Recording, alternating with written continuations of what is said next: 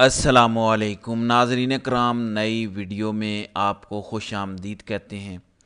इस बात पर तो हम सब का ईमान है कि एक प्लान इंसान बनाता है, एक प्लान अल्लाह ताला बनाता है और होता वही है जो प्लान मेरे अल्लाह का होता है। जिस एक मकसद की वजह से मंसूर अली शाह को चीफ़ जस्टिस नहीं बनाया गया था,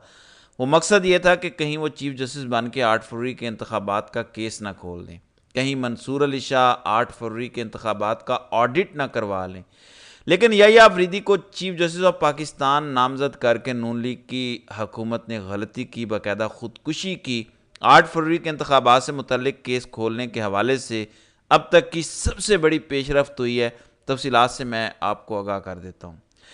नाज़रीन इकराम, जस्टिस मंसूर अली शाह को चीफ जस्टिस इसी वजह से नहीं बनाया गया, ये डर था कि कहीं 8 फरवरी के इंतखाबात से मुतल्लिक PTI की वो तमाम तर दरख्वास्तें जो 8 फरवरी के बाद PTI ने सुप्रीम कोर्ट में जमा करवाई थी, उन दरख्वास्तों को टेकअप ना कर लिया जाए। कई लोग तो ये इल्ज़ाम लगाते हैं कि मंसूर अली शाह पिछले कई माह से अपनी निजी महफिलों में ये कह चुके थे कि वो चीफ जस्टिस बनने के बाद 8 फरवरी के इंतखाबात में जो धांधली हुई, जो अवामी मैंडेट पर डाका डाला गया, जहाँ से सारा ये बिगाड़ शुरू हुआ, वो इन तमाम तर केसेस को टेकअप करेंगे। ये इतला हुकूमत तक पहुँची, इसी वजह से आइनी तरामीम का फ़ैसला हुआ। इसी वजह से आइनी तरमीम के ज़रिए सुप्रीम कोर्ट के पैनल ऑफ जजेस का नाम पार्लियामेंट्री खुसूसी कमेटी को भेजा गया और फिर पार्लियामेंट की खुसूसी कमेटी ने याहिया अफरीदी को नामज़द किया।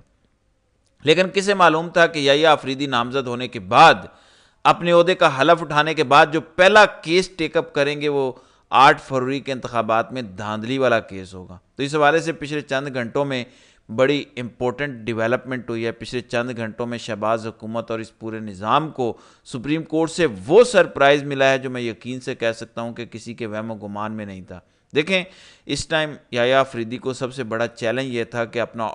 हाउस इन ऑर्डर करना है। काजी ने जो सुप्रीम कोर्ट के जजेस के दरमियान इख्तलाफात पैदा किए, जिसकी वजह से सुप्रीम कोर्ट के जजेस में तकसीम हुई, सुप्रीम कोर्ट के कई जजेस आपस में सलाम दुआ के रवादार नहीं थे। तो याहिया अफरीदी का सबसे बड़ा इम्तिहान ये था कि वो अपने हाउस को इन ऑर्डर करें, सुप्रीम कोर्ट के जजेस के दरमियान इख्तलाफात ख़त्म करें। तो पिछले चंद घंटों में जो सबसे बड़ी डेवलपमेंट शहर इक़्तिदार में हुई है, क्रेडिबल ज़राए इस बात की तस्दीक कर रहे हैं कि सुप्रीम कोर्ट के ज़्यादातर जजेस ने याहिया अफरीदी को यह मशवरा दिया कि अगर आप अवामी उमंगों के मुताबिक सुप्रीम कोर्ट में बेहतरी लाना चाहते हैं, ज़ाहिर है पिछले एक साल में जिस किस्म के फैसले सुप्रीम कोर्ट से आए, जिस किस्म का एतमाद अवाम की नज़र में पाकिस्तान की सबसे बड़ी अदालत का कम हुआ, तो सुप्रीम कोर्ट के ज़्यादातर जजेस ने हफ्ते वाले दिन के बाद से लेकर अब तक, यानी सुप्रीम कोर्ट में आज फुल कोर्ट इजलास हुआ, इससे पहले जो जजेस याहिया अफरीदी से मुलाकातें जिनकी हुई, तो याहिया अफरीदी को यह मशवरा दिया गया कि अगर आप इस क्रेडिबिलिटी को बहाल करना चाहते हैं, अवामी एतमाद हासिल करना चाहते हैं, तो अवाम की नज़र में जो सबसे बड़ा केस है 8 फरवरी के इंतखाबात में धांधली वाला, उस केस को टेकअप किया जाए, मेरिट पर उस केस की तहकीकात हो, तफ्तीश हो, हेयरिंग्स हो, और उसके बाद जो भी इस केस की फाइंडिंग्स है वो पूरी कौम के सामने रखी जाए। याहिया अफरीदी को जहाँ पर बेशुमार चैलेंजेस का सामना है, वहाँ पर यकीनन ये बहुत बड़ा चैलेंज है कि क्या वो सुप्रीम कोर्ट के जजेस के दरमियान इख्तलाफात ख़त्म कर पाते हैं। और हम सब जानते हैं कि सुप्रीम कोर्ट के इस टाइम तकरीबन 10 से 11 ऐसे जजेस हैं जो समझते हैं कि काजी के कंडक्ट से, काजी के गलत फैसलों की वजह से पूरी अदलिया को नुकसान हुआ। 13 जनवरी को जो बल्ले का इंतखाबी निशान छीना गया, उसके बाद 8 फरवरी के इंतखाबात में जिस तरह धांधली हुई, फिर जिस तरह 8 फरवरी के इंतखाबात एग्जेक्टिव से करवाने का फैसला किया गया, RO इसको जुडिशरी से नहीं लगाया गया, ये भी एक बहुत बड़ा गलत फैसला था जिसका नुकसान पूरी अदलिया का हुआ। तो सुप्रीम कोर्ट के जजेस ने यह मशवरा दिया याहिया अफरीदी को कि आप 8 फरवरी के इंतखाबात से मुतल्लिक केस को टेकअप करें। आपको याद होगा ख्वाजा आसिफ जब आइनी तरमीम मंजूर नहीं हुई थी तो उस टाइम मुख्तलिफ TV शोज़ में ये कह चुके थे कि मंसूर अली शाह से ख़तरा ये है हुकूमत को कि वो मुंतखब होने के बाद 8 फरवरी का ऑडिट कराएंगे और 8 फरवरी के ऑडिट या केस को टेकअप करना इस टाइम हुकूमत वक्त के लिए नो गो एरिया है। न सिर्फ हुकूमत के लिए बल्कि ताकतवर इदारों के लिए भी, क्योंकि ताकतवर इदारे ही तो इस हुकूमत को लाए हैं, ताकतवर इदारे ही तो इस हुकूमत को चला रहे हैं। और जब 8 फरवरी के इंतखाबात में धांधली वाले केसेस खुलेंगे तो क्या सिर्फ शहबाज हुकूमत घर जाएगी, क्या शहबाज हुकूमत फंसेगी, बल्कि काजी भी फंसेगा, सिकंदर सुल्तान राजा फंसेंगे। वो जो रावलपिंडी के कमिश्नर लियाकत चट्ठा का बयान था, जो प्रेस कॉन्फ्रेंस थी, वो पूरी की पूरी यही थी कि किस तरह पूरा एक नेक्सस बनाया गया, इंतखाबात में धांधली का पूरा प्लान काजी से शुरू होता है और सिकंदर सुल्तान राजा पे ख़त्म होता है। तो ये अब तक की सबसे बड़ी डेवलपमेंट है। देखें, यही आफरीदी के पहले 3 दिन, हफ्ते वाले दिन सुबह 11 बजे उन्होंने अपने ओहदे का हलफ उठाया, आज सोमवार है, तो पहले 3 दिन में ही उनकी डायरेक्शन वाजे हैं। ये पहले 2-3 केसेस हैं, अगर यही आफरीदी ने वाकई इन केसेस को टेकअप कर लिया, गो कि हमारे बड़े ज़बरदस्त रिपोर्टर हैं असद तूर, उन्होंने तो यहाँ तक दावा किया कि याहिया आफरीदी को पैगाम भेजा गया कि आप ठीक है जितने मर्जी केसेस को टेकअप करें, सुप्रीम कोर्ट का फुल कोर्ट इजलास बुलाएं, सुप्रीम जुडिशल काउंसिल का इजलास बुलाएं, लेकिन 8 फरवरी के इंतखाबात वाले मामलात को टेकअप ना करें। और असद तूर का यह दावा है कि याहिया आफरीदी 8 फरवरी के इंतखाबात वाले मामलात को टेकअप करने जा रहे हैं।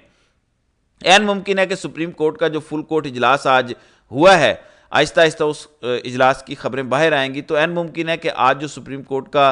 तकरीबन 7-8 माह बाद फुल कोर्ट इजलास हुआ, उस इजलास में 8 फरवरी के इंतखाबात का जिक्र हो, क्योंकि अतर मिनल्ला, मुनीब अख्तर, ये वो सुप्रीम कोर्ट के जजेस हैं जिन्होंने मखसूस नशिस्तों वाले केस की समाअत के दौरान बार बार जिक्र किया कि 8 फरवरी के इंतखाबात में धांधली हुई। इससे पहले सुप्रीम कोर्ट ने बले का इंतखाबी निशान छीना, जिसकी वजह से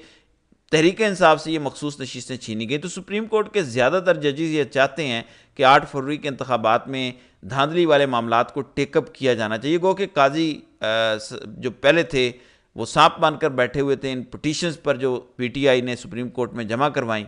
अगर काजी साहब में रत्ती बराबर भी कोई इंसाफ का मादा होता तो 8 फरवरी के बाद जितनी भी पीटीआई की धांधली के हवाले से केसेस आए, न सिर्फ पीटीआई की और भी सियासी जमातों की दरखास्तें आई कि 8 फरवरी के इंतखाबात का ऑडिट करवाया जाए, पता लगवाया जाए कि कैसे मैंडेट चोरी किया गया, नवाज शरीफ को कैसे जितवाया गया, मरियम को कैसे जितवाया गया। लेकिन काजी ने इन केसेस को टेकअप नहीं किया। बहुत सी ऐसी वजूहात हैं जिनकी वजह से अवामी एतमाद सुप्रीम कोर्ट पर कम हुआ। तो याहिया आफरीदी को जो ये मशवरा दिया गया, जिसका हवाला हमारे कुछ सहाफ़ी दोस्त दे रहे हैं, याहिया आफरीदी 8 फरवरी के इंतखाबात से मुतल्लिक केस खोलने जा रहे हैं, और ये सुप्रीम कोर्ट से अब तक की सबसे बड़ी डेवलपमेंट है। मैंने इसी वजह से शुरू में कहा कि नून लीग की हुकूमत ने बज़ाहिर गलती नहीं की, खुदकुशी की है, बल्कि ये बात दुरुस्त है कि मंसूर अली शाह को अगर चीफ जस्टिस बना दिया जाता तो ऐन मुमकिन है कि वो इतना एग्रेसिवली काम ना करते, क्योंकि मंसूर अली शाह हमेशा से ही